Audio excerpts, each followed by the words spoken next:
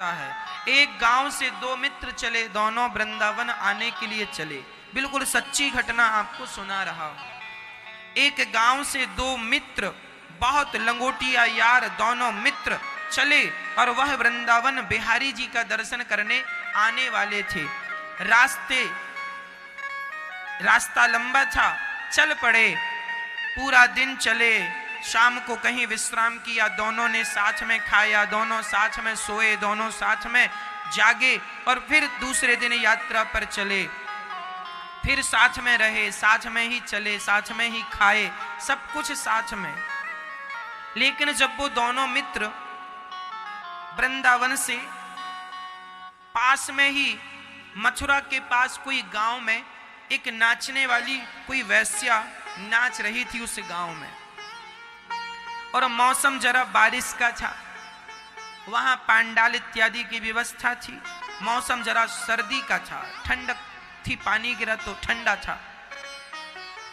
उस गांव में वो नाचने वाली महिला नाच रही थी, तो ये दोनों वहां पानी से बचने के लिए छांव में खड़े हो गए।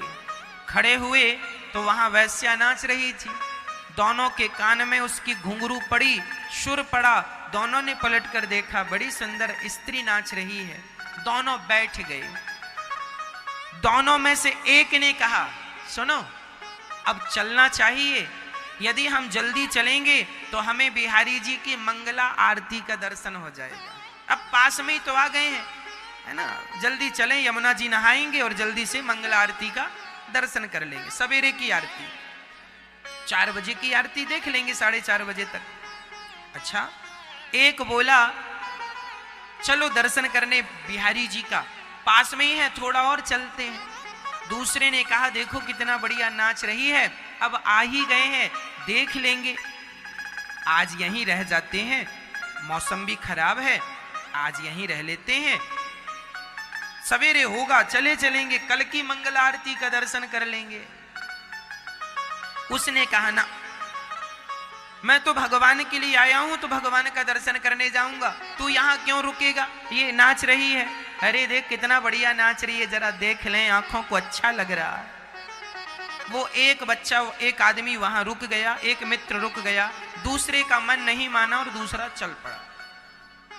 वो चला, चलता चलता चलता चलता वो यमुना जी आया, यमुना जी में नहाया, स्नान किया और सवेरे मंगला आरती में वो बिहारी जी आ गया।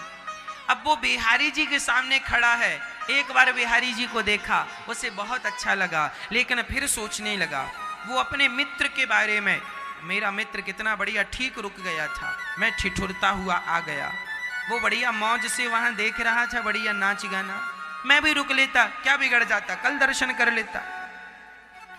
वो बिहारी जी के मंदिर में खड़ा होकर चिंतन कर रहा था उस वैश्या का, और वो जो रुक गया था वहां, वो रोने लगा, हे बिहारी जी, मैं कितना बड़ा पापी हूं, आया था आपके लिए, पर कहां इस स्त्री के चक्कर में पड़ गया, इस वैश्या के चक्कर में पड़ गया। हे बिहारी जी, मेरा मित्र कितना अच्छा है कि वो आपका दर्शन कर रहा होगा, वो आपको देख रहा होगा, और मैं इतना अभागा हूं कि मैं यहीं रुक गया। और वो वैश्या के पास रहकर बिहारी जी का चिंतन कर रहा था, और ये बिहारी जी के पास रहकर उस वैश्या का चिंतन कर रहा था।